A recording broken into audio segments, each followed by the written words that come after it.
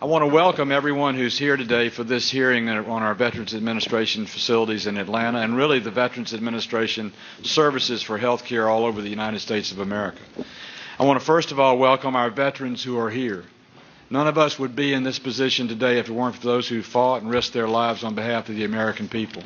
And I wouldn't be here today as a member of the Veterans Committee if I weren't committed to seeing to it the promises that you were made when you enlisted and when you served or kept by your country. And that includes the health care of your life for the rest of your life and the services that you and your family need. I want to thank Dr. Mark Becker, the president of Georgia State University, for his outstanding service to our state and facilitating this meeting today, and my longtime friend and his right arm, Tom Lewis, who's here today, who made a lot of this happen. We're very grateful to Georgia State University for all their hospitality. I want to welcome General Butterworth, the Adjutant General of the Georgia National Guard, who will testify in our second panel. But most importantly, with deference to every other important person that's here, I want to introduce Pete Wheeler. Pete, wave. Pete Wheeler.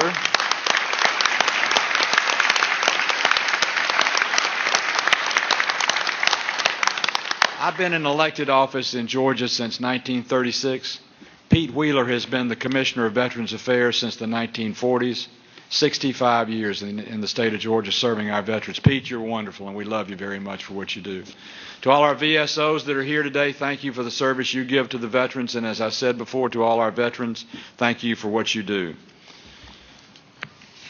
We are here today to talk because we had a problem in Atlanta, at the Atlanta VA. And it's been in the news, and it's been in the newspapers, and it's been on TV. We have the adjutant, the IG today, the Inspector General, and his deputy. We have Dr. Petzel, who I want to thank for coming today, who's the head of Veterans Health Care for the United States of America. Mr. Sepich, who's the VISN Director for VISN 7. And I want to tell you all up front, we have a lot of acronyms in government. We have far too many acronyms. If we say too many that you don't understand, just stop us. VISN is the Veterans Integrated Service Network. Did I get it right? Yes, sir. Yep. That serves our veterans, and he serves the state of Alabama, the state of Georgia, and the state of South Carolina. I want to welcome Ms. Wiggins, who's the new director of the Atlanta VA and came on board about 2 months ago, I think, and has done an excellent job trying to deal with some of the problems that we had. We had a tragedy at the Atlanta VA. Through unfortunate circumstances and unfortunately mismanagement, we had some totally unacceptable and inappropriate occurrences take place, which contributed to the loss of 3 American veterans. We've had an IG's report to outline recommendations to the Atlanta VA and to the VA in its totality as to what it needs to do to improve that situation so that it never, ever happens again. Those circumstances were difficult and they were troubling, and the failure of the VA system in those 3 cases was to me deplorable. From that, we must learn and make sure it doesn't happen again, and we deal with the needs of our veterans in the future. Although he hasn't testified yet, I want to steal a sentence from Dr. Petzel's testimony, this first sentence of the next to the last paragraph, where Dr. Petzel says, VA has the opportunity and the responsibility to anticipate the health care needs of returning veterans in America. The opportunity and the responsibility. The serious problems we have had with mental health in our military are the future challenge of the VA administration and VA hospitals and VA health services in America. And there are lots of contributing factors. In Operation Iraqi Freedom and Enduring Freedom and Operation New Dawn, which is the Libyan operation, we lost a total of 6,729 American servicemen in uniform in 12 years. In 1 year, this year, we'll lose 8,000 veterans to suicide. It is a rampant problem that's getting bigger and bigger and bigger. 22 per day, 8,000 per year. And not just combat related. In fact, combat is not necessarily the principal cause. PTSD and TBI can. Drug abuse can be. Family situations can be. Lots of different things. But nonetheless, it is a rampant problem. In a survey of our soldiers by the Iraq and Afghan Organization of America, those veterans, they found 30% of the respondents to their survey said they considered suicide, and 37% said they knew someone who had attempted suicide. That's in our military. The United States Senate in the month of September will begin hearings on a DOD authorization, but the principal focus of that authorization is going to be looking at how sexual abuse is reported in the military. Because sexual abuse and military sexual trauma is one of the contributing factors to suicide in Americans' veterans today. We've got to do a better job. We've got to improve the culture within our system to see to it we eradicate to the maximum extent possible these problems. You're never going to get rid of all of them. That's probably not possible. But your dreams ought to be to get rid of all of them. And when you have a failure and a breakdown in the system that contributes to the loss of life of an American veteran and American citizen, then it's time to have a call to action. And that's what this is today. My goals are to accomplish two things. First, to go over what's been done at the Atlanta VA to address the IG's findings and see to it what happened at the Atlanta VA never happens again. Secondly, to be ensured that the VA nationwide is learning from our experiences. And I know there have been other problems in other VAs, in Pittsburgh and other facilities. We need to learn from these experiences of what we owe our veterans and how we can better serve them in terms of mental health. But we have a second panel as well. The second panel is going to have the Adjutant General from the Georgia Guard to testify. The Guard is an equal partner in the defense of the United States of America. Every Guardsman, and correct me if I'm wrong, General, every Guardsman in the Georgia Army Guard has been deployed in Iraqi freedom or enduring freedom except for the band. Is that correct?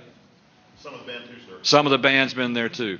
The Georgia National Guard is an integral part, as is the National Guard nationwide, of our freedom in this country and the defense of our country. And General Butterworth will testify.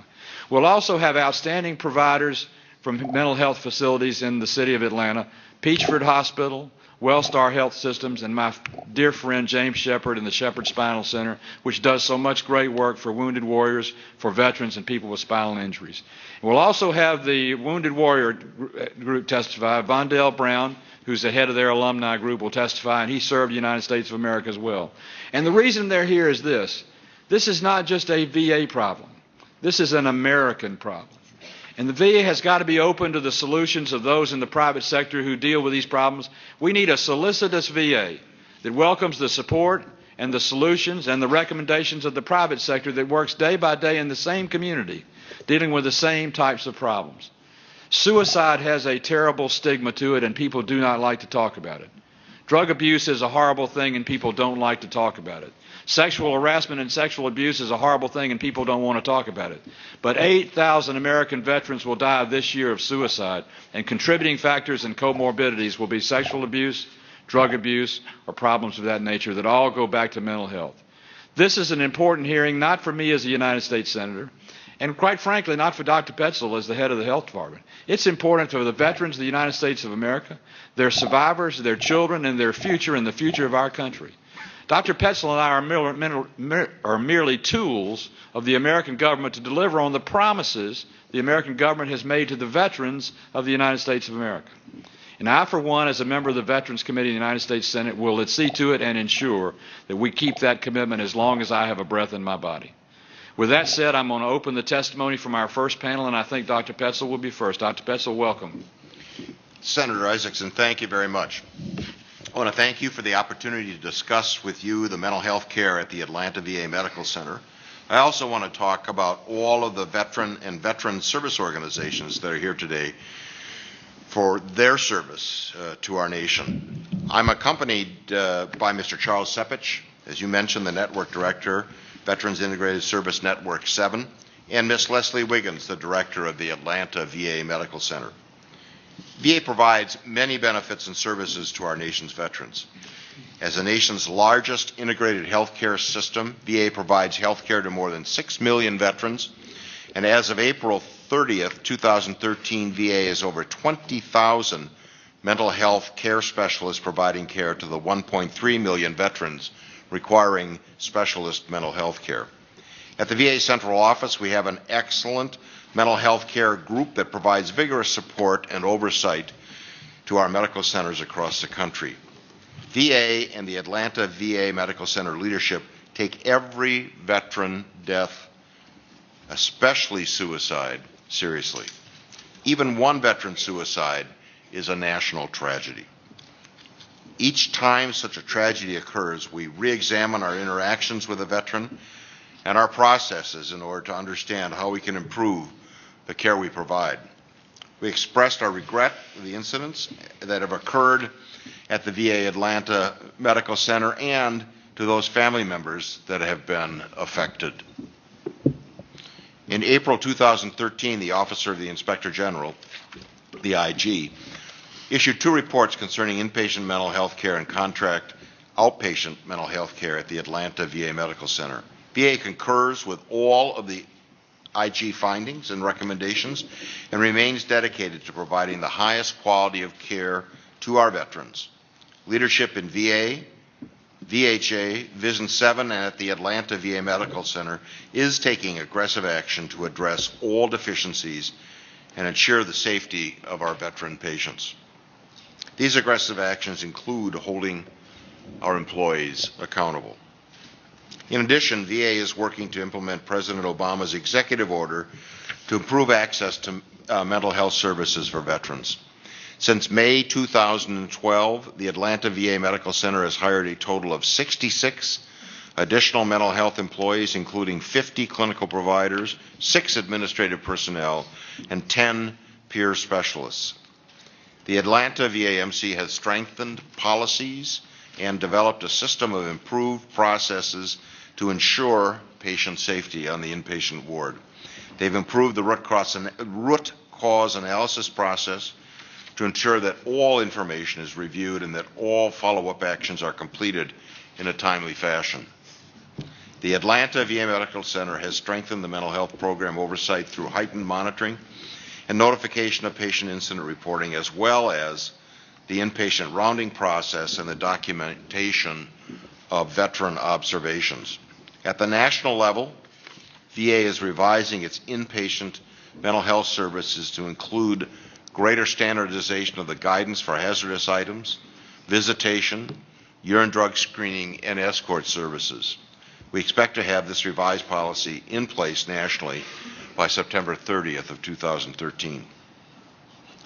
The Atlanta VAMC is closely monitoring mental health care and management of the mental health contracts. To enhance the facility's ability to track and monitor patients receiving contract care, the Atlanta VA Medical Center has reduced the number of contracts with mental health organizations from 26 to 5. Additionally, we have placed case managers at each location to further monitor the contract services. The facility has also completed a comprehensive review of over 5,000 patients that were in the past referred for care. VA and the Atlanta VA Medical Center have implemented new processes to reduce wait times along with aggressive monitoring. 89% of the Atlanta VA Medical Center veterans receive a non-urgent mental health care appointment within 14 days with an average of only 7 days. And I would say that this is one of the best access waiting times reports in our system. To further enhance VA's partnership with community providers, all VAMC facilities will host a community mental health summit this summer. The Atlanta VA Medical Center will host its mental health summit on August 16th, 2013.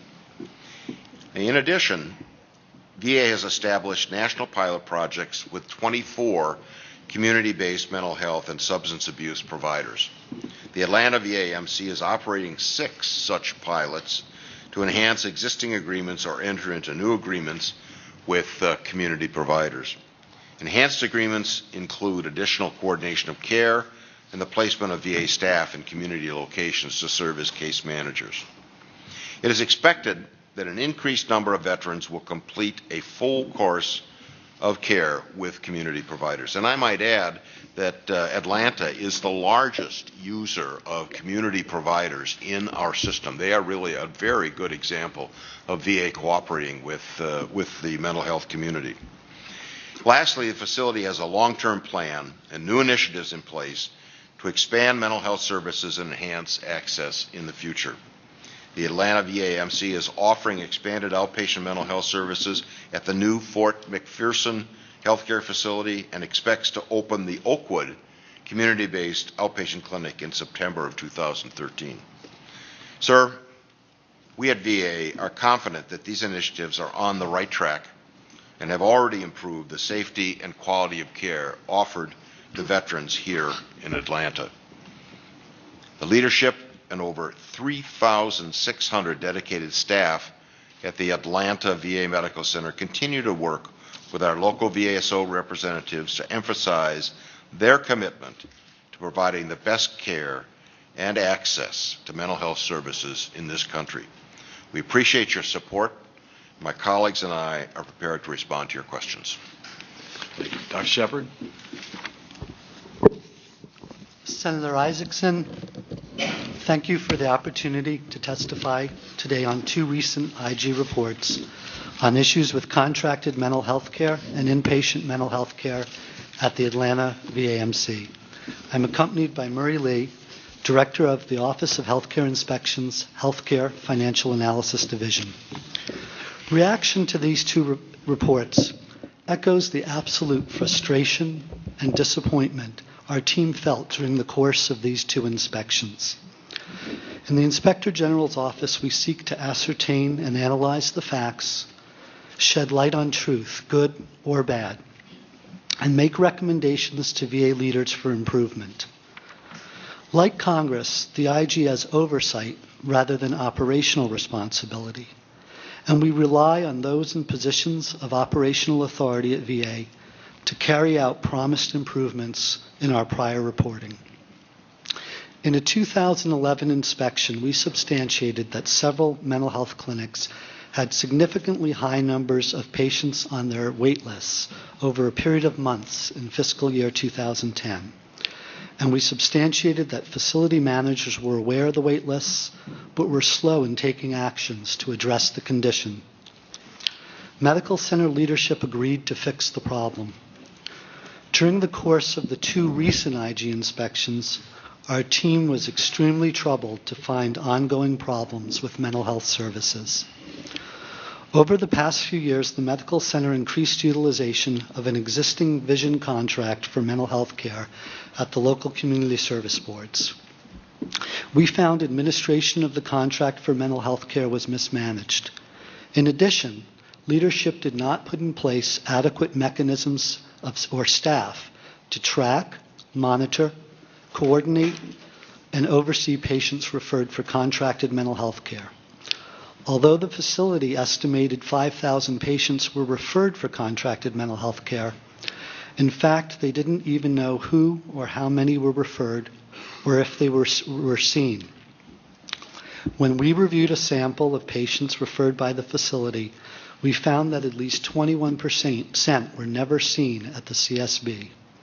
In the interim, patients did not receive ongoing mental health care at the medical center, and sadly, some patients fell through the cracks. One veteran died of an apparent drug overdose, a second committed suicide, a third veteran was incarcerated, and others didn't receive care. Equally troubling, on the inpatient unit, there was no effective implementation of policies or practices to ensure safety regarding drug screens, visitation, patient observation, and escort of patients off the unit. In addition, we found inaccurate documentation of patient whereabouts for a patient under observation who died while on the inpatient mental health unit as a result of a drug overdose. The findings in these reports are disturbing. We made several recommendations delineated in the two reports, and we hope changes implemented by the new leadership will improve access to outpatient mental health care and administration of inpatient mental health care for patients served by the Atlanta VA. The OIG will vigorously follow up with the VA in the coming months to verify the VA's promises to Georgia's veterans to verify that they are kept. Thank you again for the opportunity. We would be happy to answer any questions you may have. Thank you, Dr. Shepard. Dr. Shepard, I want to ask you the first question. What was the root cause, to coin a phrase, that caused you to do these two reports? Okay. For both reports, we have in the IG a hotline system where people can call in either anonymously or non-anonymously. That can be staff, that can be families of veterans can call in and report concerns. And both of these reports arose from hotline complaints, one from a confidential complainant and one from an anonymous complainant. So you responded by doing these two investigations because of reports to your hotline by individuals that were anonymous? One was anonymous, one was confidential, I believe. In addition, in the wake of the 2011 report, we had like a high sensitivity to the goings-on in the Atlanta VA also. Did the Atlanta VA Medical Center in any way invite you to come do an analysis after the suicides took place? No. Okay. And were they cooperative when you came to do the investigation? Yes. Have they followed up on the record? There were 8 specific recommendations. I think 3 of them are still open. Is that correct? Yes, that's correct. 3 are still open. We look forward to their actions to provide sufficient evidence for us to close those recommendations. And in addition, we are planning to return to the facility this fall to follow up. For the benefit of those in the hearing today, as those listening, the Inspector General's office provides a tremendous service to the American people, and I hope you just understand what you just heard. These investigations were prompted by reports to the IG's hotline, and they responded and found these deficiencies. Am I correct? That's correct, and I also want to take a quick moment to extend our gratitude to those who called the hotline, to the whistleblowers who pointed out and brought those problems to our attention, and the service they've done for Georgia's veterans. Sometimes people feel dealing with the government is hopeless, and it's important to know we have opportunities for them to report grievances, have them investigated, and end up having responses like we're experiencing today. Thank you for what you've done. You're welcome, sir. Dr. Petzl, you did an interview in Washington a month or so ago, and I'm sure you haven't forgotten it, where you were asked by an Atlanta media reporter the question, have those responsible for the failings of the Atlanta VA in mental health been held accountable? And your answer was, what do you mean by accountable, if I remember correctly? In your opening statement, I'm going to read your statement, you said the following. These actions include holding employees as well as senior management accountable. So obviously in preparing for your testimony today, you know what that word accountable means. In the context of the findings of this IG's report and the actions taken by the VA, how did you hold those responsible for what's been recognized as negligence and mismanagement accountable for their actions? Thank you, Senator Isaacson. We've done several things. First of all, a number of people have been had both corrective and administrative action taken. 2 is that 2 people involved in this process have resigned retired from the VA, and then there are a number of actions which are still in process. I've shared the specifics of what has happened with the committee, and I understand the committee has shared those specifics with you. I am not able to speak publicly about the specific actions that have been taken, but hopefully the committee has that information in hand and you're able to see it. I was able to review it last night, and I thank you for bringing it and providing it to the committee, and I thank Chairman Sanders for his cooperation in soliciting that response from you and from the department. And as I remember, and I'm going on memory because I turned those papers back in because they are private, and I realize that there were 3 who reprimanded for either negligence or failure to follow instructions. Is that correct? There were 3 corrective, administrative, however you want to call them, actions that were taken. And there are a couple, and those were agreed to by those who were reprimanded, but there are also a couple still open in administrative process. Is that correct? There are a number of actions that are still in process. That's correct. And is the VA committed to pursuing those accountability hearings and those processes? Absolutely, sir. Yes. Mr. Sepich, have you learned anything from the experience at Atlanta VA that might help you in South Carolina and Alabama? Thank you, Senator Isaacson, for that question. Undoubtedly, I have learned quite a bit, sir. I would tell you some of what I have learned is the importance of communication. We need to be able to communicate. We need to be able to communicate with our veterans and their family. We need to be able to communicate with our VSOs. More importantly, as you had recognized and as the IG recognized, I see it as very positive. Our staff wants to do the right thing and wants to make sure we are providing the best care. So that communication is predominantly one of the lessons I have learned, and every day we're going to work to improve and enhance that. But Senator, I would tell you there's some other things I've learned as well. Alignment, and it's the alignment of our staff with the outcomes for our patients. We need to make sure that we have personalized care for every veteran that we treat, and as you know, sir, every veteran may have a different need, so we are looking very hard at that. And the third thing is processes and systems. With the 3,600 people at Atlanta, most of them doing a good job every single day, there are processes that continue to need to be looked at and evaluated. Sometimes those processes, we need to improve on those so those outcomes will be better. Those are the primary three things that I have taken away. Well, for you and for Dr. Petzel and for Director Wiggins, there's an important message in my response to what you said, and I appreciate your remarks. It is important for us to have our people who provide services to our veterans trained to deliver the service they're to deliver. But also it's important that they be counseled and we have a culture of cooperation and empathy and solicitous attitudes on behalf of our service reps.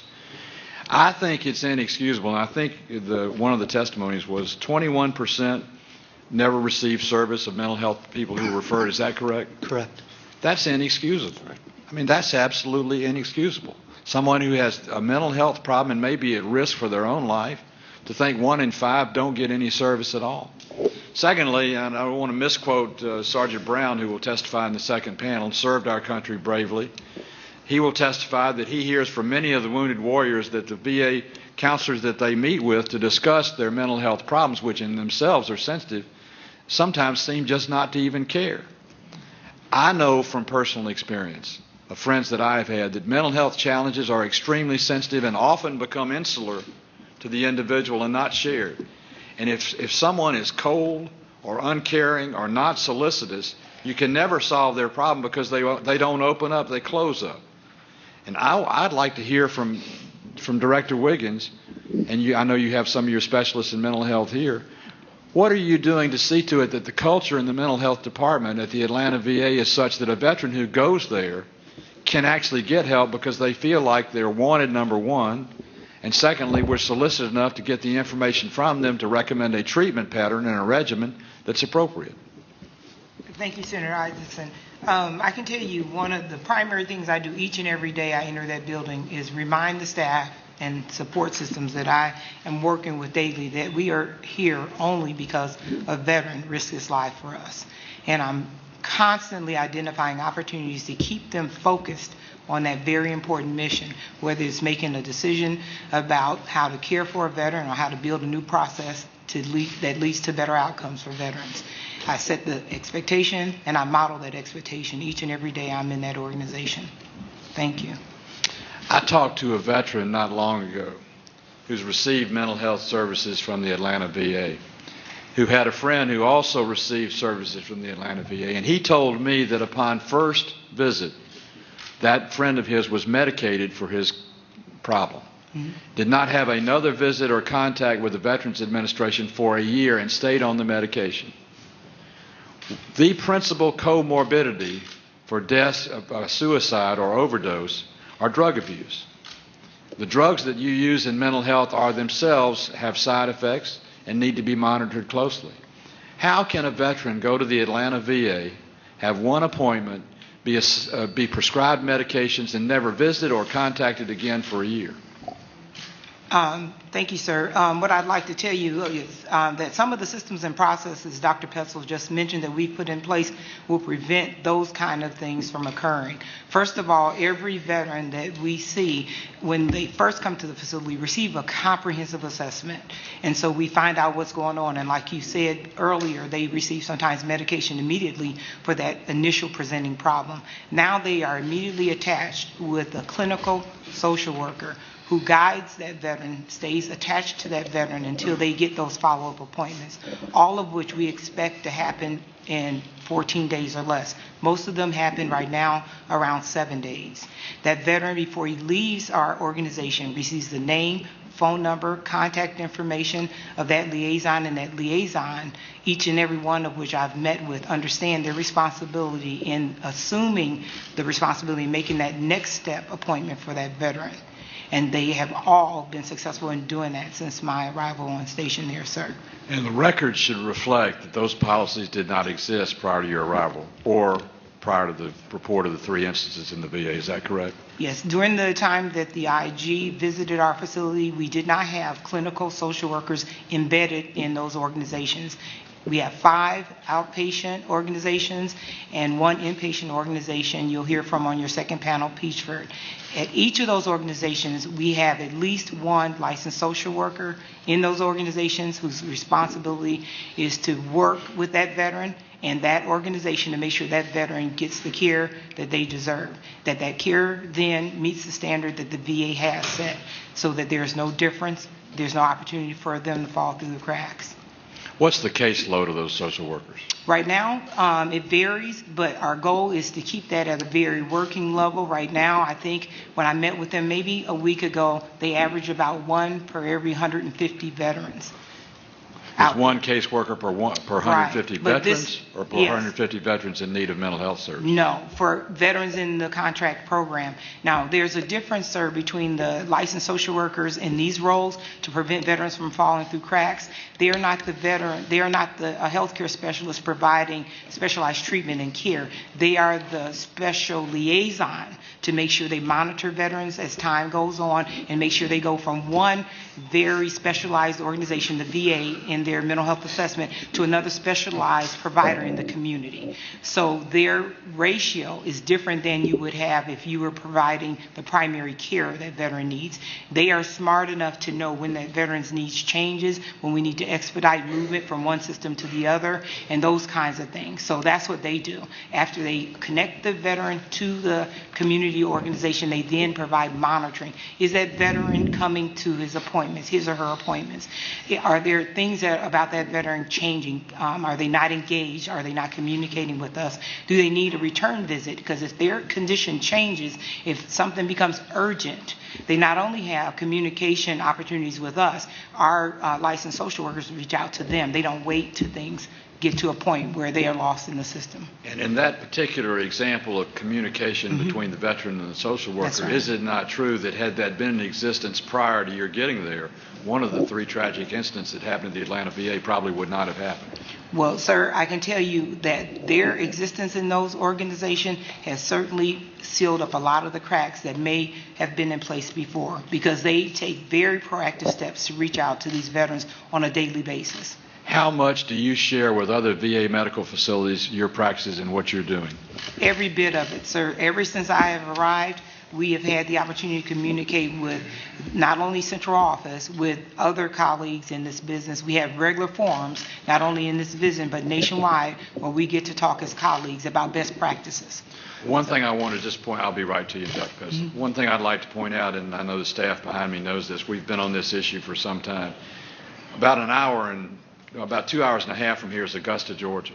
You have the Charlie Norwood Uptown VA in Augusta, Georgia, where General Schoonmaker, who before he went to Walter Reed, instituted seamless transition from DOD severance to veterans health care, which is recognized nationally as one of the key programs to keep veterans from falling between the cracks. That's right. That's been in existence for 3 or 4 years, and I'm not being critical of you, but I'm just saying, I don't think the VA hospitals talk to each other. I don't think there's a conduit for communication. I hope these summits that you're getting ready to conduct will do that. But a lot of the things you've talked about, I know are in place at Augusta, and were in place before the instances happened in Atlanta. So I appreciate what you're doing, but it also indicates how much better communication we need within the VA facilities to make this seamless transition the same for our facilities as they are for our soldiers. Dr. Petzl? Well, I was just going to comment, Senator Isaacson. It's really my responsibility to see that these best practices are spread and made known throughout the system. And the example that Ms. Wiggins mentioned of the case management is something that we have taken out of the experience at Atlanta, and in terms of contract mental health care have implemented that or begun to implement that at other places where we have similar kinds of contracts. Well, I appreciate you taking the responsibility for doing that, because in all the work I have done with the VA and with veterans and with VSOs and with families of loved ones who've been lost, the one thing that keeps coming around is that the organization is more insular than it is exposing itself to the outside, and therefore it talks to each other without talking to everybody it should talk to. And I think communication is a significant problem. And back to Dr. I'll get right to you in just 1 second. Dr. Wiggins, this ratio of 1 to 150 veterans in terms of your social workers, is that what you call them? Yes. Are they the ones that do the prescriptive treatments for the worker, or are they just the ones that see the worker gets to their appointments and follows their... They're the ones, you're correct, sir. They are the ones who facilitate the movement of that veteran, that warm handoff that you just talked about. That's their primary role. They also oversee the care that's done there. They do chart reviews. They make sure that the folks that we are sending our veterans to understand the expectations, and they're there as a safety net for our veterans. The veterans can talk to you about, they know who these social workers are, that they're interfacing with them. Each of our community providers have given our liaison space right in their organizations. They not only facilitate oral communication, they also have access to our medical record systems for reporting back and forth key information that we want to have shared. I know mental health and soft tissue issues are a whole lot different than sewing up a wound. And each one is different, which means each veteran's plan really should be individualized when it comes to mental health. One size doesn't fit all. Are your mental health experts with whom these social workers are working with in terms of the treatment plan for this veteran? A, are the plans individualized? And second, does the social worker get the communication to know what the plan is to work with the veteran to see to it they follow the recommendations? Absolutely. Absolutely. Excuse me, sir. The first step is that they get what's called a MHAT exam, a mental health assessment treatment. It's an organization that totally exists to really give that veteran a very complex, very thorough overview about his or her needs. And from that assessment, they make a determination about which organization would be best to meet that veteran's needs. They also take into account where that veteran wants to receive their care. That's why it's important for us to have these community relationships throughout the state, so that the veteran can be close to friends or family, and it's their choice, basically. So after that MHAT exam, that very comprehensive exam, the social worker who's going to be responsible for that veteran in that next step is oriented to the needs of that veteran, how frequently they need to meet, the other care initiatives that are identified in the individualized treatment plan, so that when that veteran falls off of that plan, they quickly notify the professionals that we need to maybe change something about this veteran's plan. That's the huge difference it makes by having them right on site where they can easily access our veterans. Mr. Sepich? Senator, may I go back to that question and that example you used of Charlie Norwood? Sure. I couldn't agree with you more about when you talked about the communications and that we need to work and be smart about that. I wanted to let you know and let the committee know, one of the things we've done is established a mental health council. What that council does, and it is vision-wide, and as you explained, it encompasses both Georgia as well as Alabama as well as South Carolina. But it does look at access. It does look at recruiting, and it also goes into some of the things Ms. Wiggins talked about. Complete agreement with the seamless transition. I will tell you, sir, that I have some experience with that, having been in charge of a polytrauma unit. I think there's many lessons we can learn from there, and that's one of the things that I want to take as my responsibility is to further communicate, not only in Vision 7, but as I support Dr. Petzel and our entire organization. I appreciate your attention. I appreciate your recognizing the importance of sharing. As an elected member of the Senate, I don't want to encourage trips to Las Vegas and line dancing on behalf of the VA, because that's gotten a lot of attention at the IRS. But I would say communication of best practices and a system to do that can be of immeasurable help, because I ran a company. A lot of times you have workers who don't want to ask to be helped to do something because they think they're supposed to know, when in fact they're new and aren't. So I think the better your communication, the better that culture is, the more problems you avoid. Yeah. Yes, sir, Senator. And I think, again, the example with our staff wanting to do the right things is a tremendous asset that we are going to maximize. Dr. Wiggins, you're not a doctor, but you should be. Director Wiggins, if one of your specialists prescribes a medication therapy, a pharmaceutical therapy to a veteran being treated for mental health issues, what opportunity does the veteran have to accept or reject that method of treatment? Every bit of the opportunity. The decision is the veterans to cooperate with the care that's prescribed or recommended, actually. They sit down with the veteran. Part of the comprehensive assessment is to identify what that veteran would like to see happen, what that veteran's goal is for wellness. They really push at this Atlanta VA a program called Recovery Model, helping that veteran think about recovery versus being dependent on the mental health system. And that requires the veteran to be engaged, to speak up very clearly about what their end goal is. And then that clinical staff has to put that plan together to help that veteran meet that goal so that he or she can achieve their recovery. So if a veteran says, my goal is to be a senator one day, and something about that medication or that treatment plan is going to get in the way of that, then that team has to go back and redesign in a way that that veteran's goals are met along the way of getting well. Do you think, this is a loaded question, Okay, thanks for the warning. but 21% of those veterans that visited the VA in Atlanta never got service. Remember that comment? Yes, I remember that comment. Given what's been put in place at the Atlanta VA, do you think that number would be the same a year from now? Absolutely not. It's not the same today. I can tell you for sure that every veteran seeking care at our organization gets an appointment in no greater than 14 days, most of them within 7.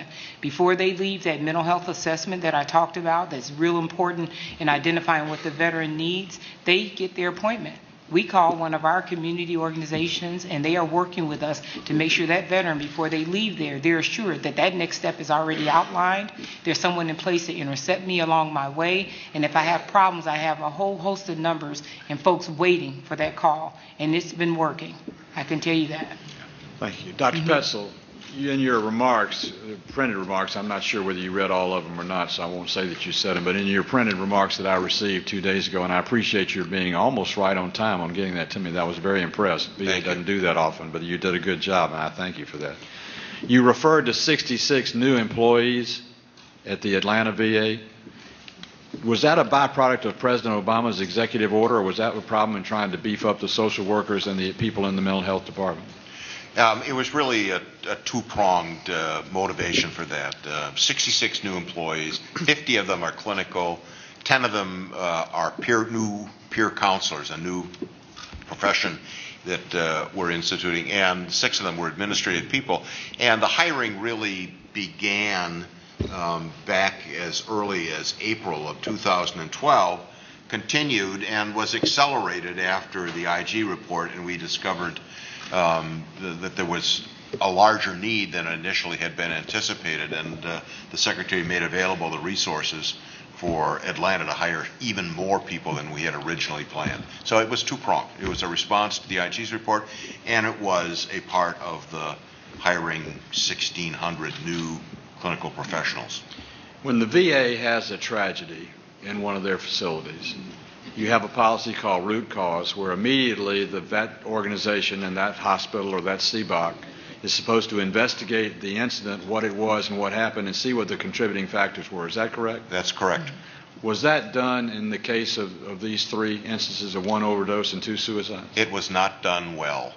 One of the major criticisms in the IG report was that there was poor follow-up and really poor institution, in fact, of the review policy. So it just was not done well. We openly admit that. Well, I'm glad that you do, and the most embarrassing thing to the United States, is my estimation, of all the things that have come out in this, was that it took 2, one anonymous, one known whistleblower, to notify the IG that something was wrong in the Atlanta VA, when if you did a good root cause analysis, you would have known something was wrong, and you should have been calling your own IG to come in and investigate it. Am I right? Correct. Okay. And I hope I hope the VISNs and the other VA people will recognize, I appreciate what the IGs do. Their job would be a whole hell of a lot easier if the internal operations were such they got them information timely, and we looked not to clean up a mess, but to find out what went wrong and make sure it never happens again. And we appreciate what they do, both with their hotline calls, elucidating problems that we're not aware of, and with their comprehensive review process that occurs every 3 years of their facility. They're very helpful to us, very helpful. And I want the audience to know the IG's job is not to solve the problem, it's to identify the problem and the contributing and mitigating factors, but they do a tremendous job of continuing follow-up, and I'm looking forward to getting a follow-up report from the IG when y'all close those last 3 open issues of your 8 recommendations. I think that's important for us to know, not just for Atlanta, but for everybody else. Mr. Lee, I've left you alone. That's sometimes good, it's sometimes bad. You may get the last question. You're in charge of finances, is that right, at the IG, or your expertise is finances? That's my expertise, but I do work for the Office of Healthcare Inspections, and so we look at the business side of the medical care. So in the case of this hotline, it was originally about contract mismanagement, and it quickly grew into seeing how the clinicians were overwhelmed with the number of patients. So we had extra inspectors come in, and we started to expand what we looked at. Well, since you're a financial guy, I want to pose a question you may not know the answer to, but I bet you Dr. Petzl will, and I think this information is important. You know, the whole United States government bears responsibility to our veterans, whether it's GI Bill and education, whether it's me as a United States Senator to our military academies or to our bases or to our commissaries or whatever the issue might be. So we're not just inquisitors in Congress or the ones that give people a hard time. We're supposed to be the ones making your job easier. And I want to make sure the public knows, and correct me if I'm wrong, and Dr. Petzl, you will know for sure.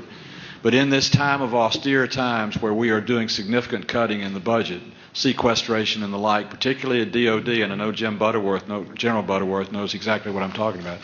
Is it not true that there's been no reduction in veterans' health care services, and in fact they are forward funded to avoid a government shutdown, stop cutting off service? That's correct, sir. Okay. I just want everybody to know that as bad as we are sometimes in Congress about not thinking about unintended consequences, when we've gotten in these budget battles and these cuts, we have ensured that veterans' health care, A, is not cut, and B, is forward funded. In fact, it's the only unit of the budget that in history has ever been funded for 2 years in advance rather than just one. And we did that 3 years ago after the first government shutdown crisis. That's correct.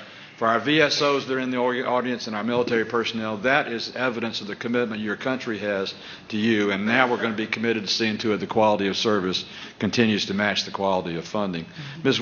Wiggins, Yes. I missed a question. We were talking about medication, which is a very important question. Okay. Who provides, once one of your counselors makes an analysis and prescribes a medication and discusses it with the veteran and the veteran says, I'll take it, Right. who provides that prescription, a pharmacist or the VA?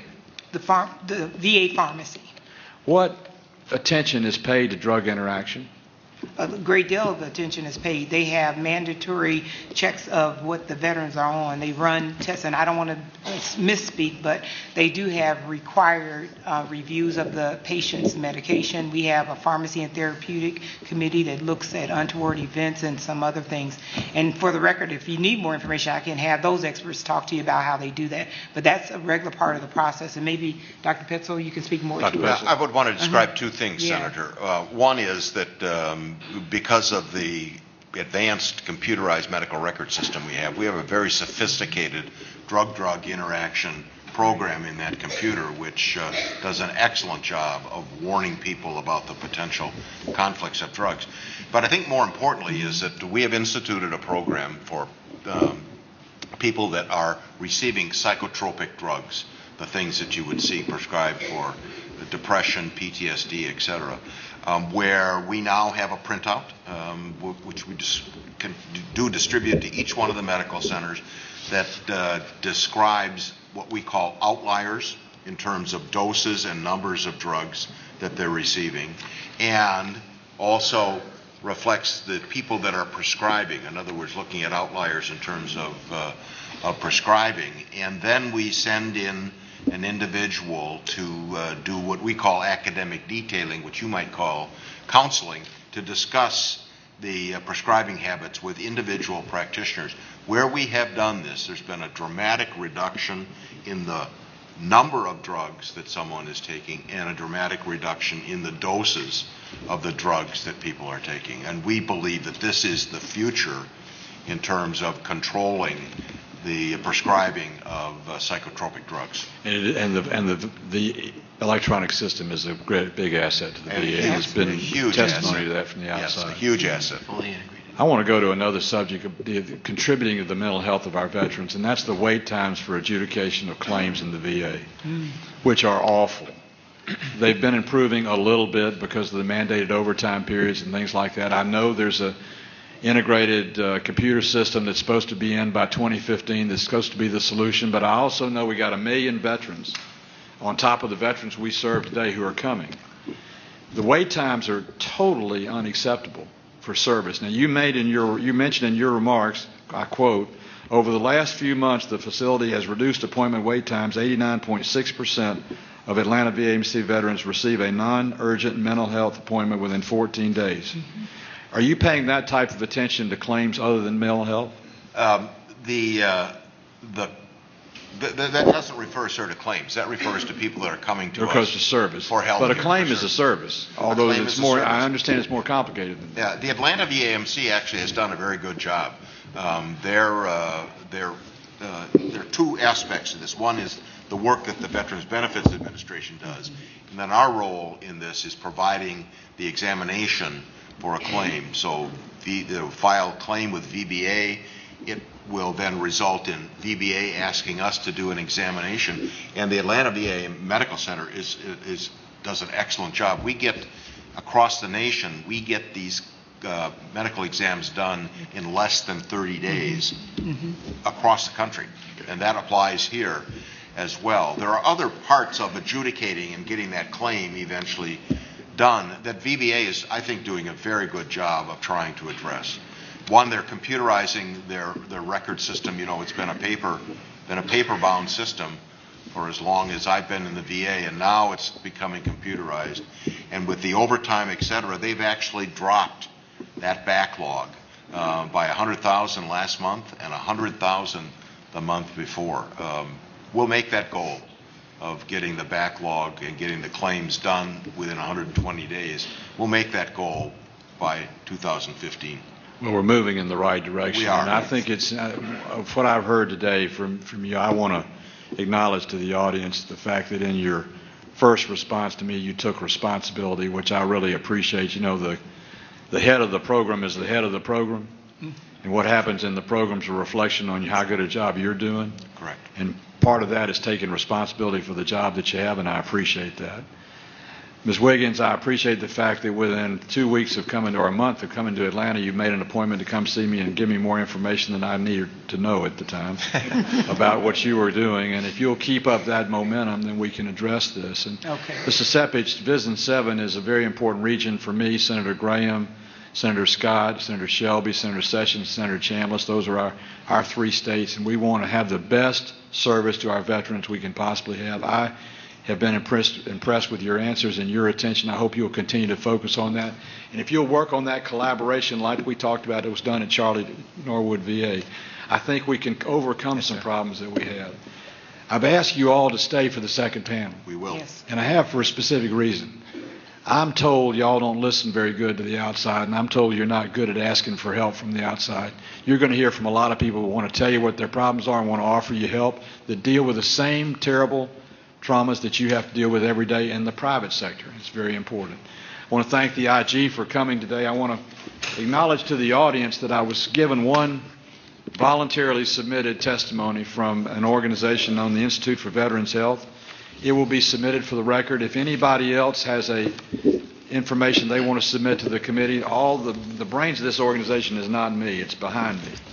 And so if you have something you'd like to submit today, if you'll bring it forward at the end of the second panel, we'll be happy to include it for the record. And while I'm pointing over I guess they're still there. They're still there.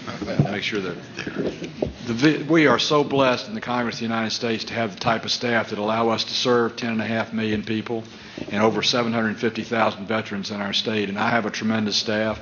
Senator Burr's staff from North Carolina is the ranking member is here. Senator Sanders from Vermont, who's been great in facilitating this hearing today, has provided staff, and I appreciate what they're doing. They spent yesterday in Atlanta, and they'll spend today with the VA in Atlanta, seeing on the ground that what we're hearing is in fact what's happening, because we're a trust but verify committee. Absolutely. Don't just make us a promise that you can't keep, and don't tell us you've done something you ain't done, because we're going to make sure that our veterans get the very best service possible. Does anybody have a closing comment they want to make?